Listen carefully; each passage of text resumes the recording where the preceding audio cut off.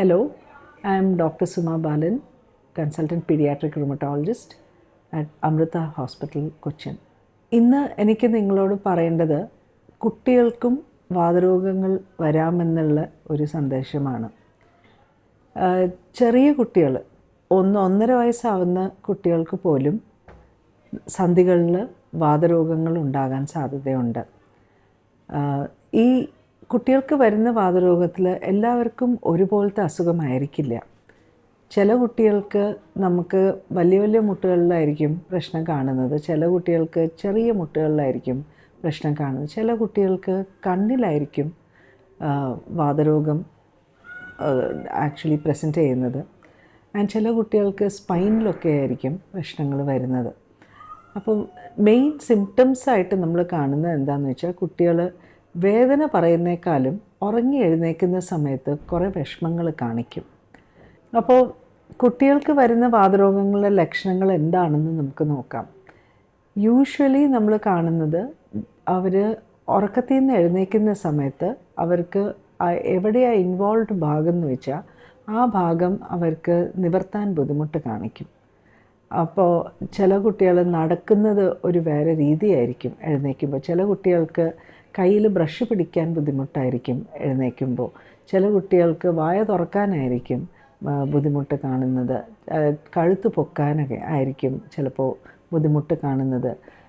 ചെറിയ കുട്ടികളാണെങ്കിലും സ്കൂളിൽ പോകുന്ന നമ്മൾ ഒരുക്കുന്ന സമയത്ത് അവർക്ക് കൈ തോളിന് മേലെ പൊക്കാൻ നമുക്ക് ഡ്രസ്സിട്ട് കൊടുക്കാൻ വേണ്ടിയിട്ട് ബുദ്ധിമുട്ട് ചിലപ്പോൾ കാണാം. ഇത് ഇങ്ങനെ വന്നുകൊണ്ടിരിക്കുമ്പോൾ കുറച്ച് ദിവസമാകുമ്പോൾ നമുക്ക് ആക്ച്വലി ആ സന്ധികളിൽ നീർക്കെട്ടും കാണാൻ പറ്റും.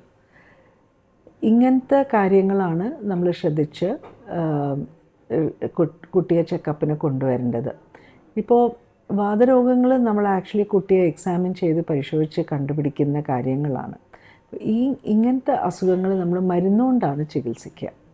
കുറച്ച് വർഷങ്ങൾക്ക് വേണ്ടി വരും, പക്ഷേ ഈ മരുന്നുകൾ വളരെ എഫക്റ്റീവാണ്, വളരെ നന്നായിട്ട് നമുക്ക് ട്രീറ്റ് ചെയ്ത് നന്നാക്കാൻ പറ്റിയ കാര്യങ്ങളാണ്. ഈ അസുഖങ്ങളിൽ വളരുന്ന പ്രായത്ത് ഉള്ള സന്ധികൾക്ക് ഇങ്ങനെ നീർക്കെട്ടും ഇൻഫ്ലമേഷൻ എന്ന് പറയുന്ന മാറ്റങ്ങൾ ഉണ്ടാവുമ്പോൾ വളർച്ചയെ തന്നെ ബാധിക്കാം. ഈ കുട്ടികൾക്ക് ചിലപ്പോൾ ഒരു കാല് നീണ്ടും ഒരു കാല് ചെറുതായിട്ടും, അല്ലെങ്കിൽ അവർക്ക് ആ ജോയിൻറ്റ്സിൽ സ്റ്റിഫ്നെസ്സൊക്കെ വന്ന് അവിടെ ഒരു ബെൻഡായിട്ട് ആ ബെൻഡ് നിവർത്താൻ ചിലപ്പോൾ സർജിക്കൽ ഇഷ്യൂസൊക്കെ വേണ്ടി വരും പിന്നീട് കാലത്ത്. ഇതൊക്കെ നമുക്ക് നേരത്തെ കണ്ടുപിടിച്ച് നമ്മൾ ട്രീറ്റ്മെൻറ്റ് തുടങ്ങിയ ഈ വക കാര്യങ്ങളൊക്കെ നമുക്ക് പ്രിവെൻറ്റ് ചെയ്യാൻ പറ്റും.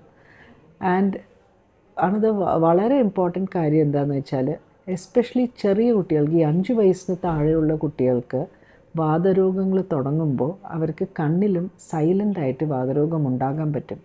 ഈ കുട്ടികൾക്ക് ഒരു സിംറ്റം ഉണ്ടാവില്ല. നമ്മൾ പക്ഷേ ഇങ്ങനെ ഒരു കണ്ടീഷൻ നമ്മൾ സസ്പെക്റ്റ് ചെയ്യുമ്പോൾ നമ്മൾ കണ്ണിൻ്റെ ഡോക്ടറെ കൊണ്ട് അവരെ പരിശോധിപ്പിക്കും.